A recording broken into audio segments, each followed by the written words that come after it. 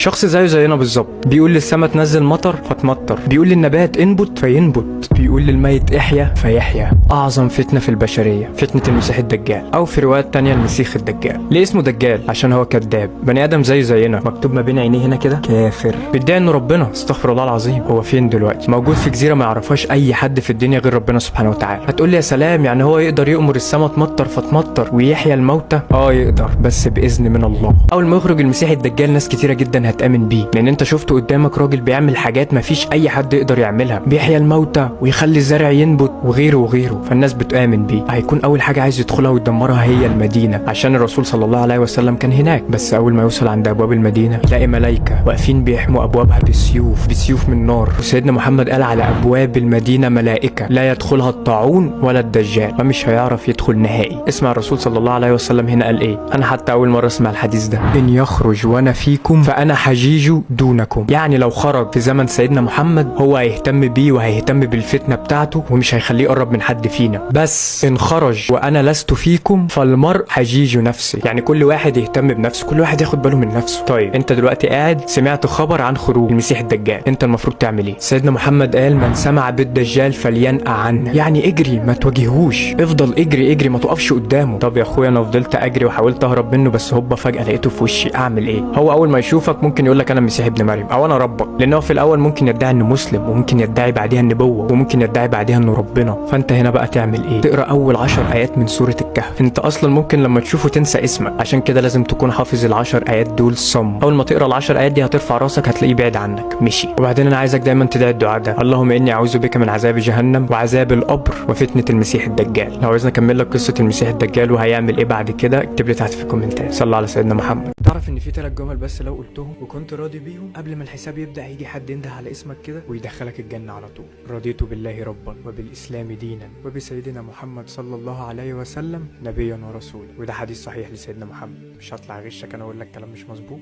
تخيل ان ال3 جمل دول كافلين ان هم يدخلوك الجنه، اكن الجنه ليها حجز وانت خلاص حجزت دورك. الحاجات دي احنا بنكون شايفينها صغيره، بس والله العظيم انت ما تعرفش دي قد ايه عند ربنا. ده ربنا قال لسيدنا موسى ان لو كلمه لا اله الا الله اتحطت في ميزان واتحط قدامها السماوات ال7 والاراضي ال7 لا اله الا الله تكسب.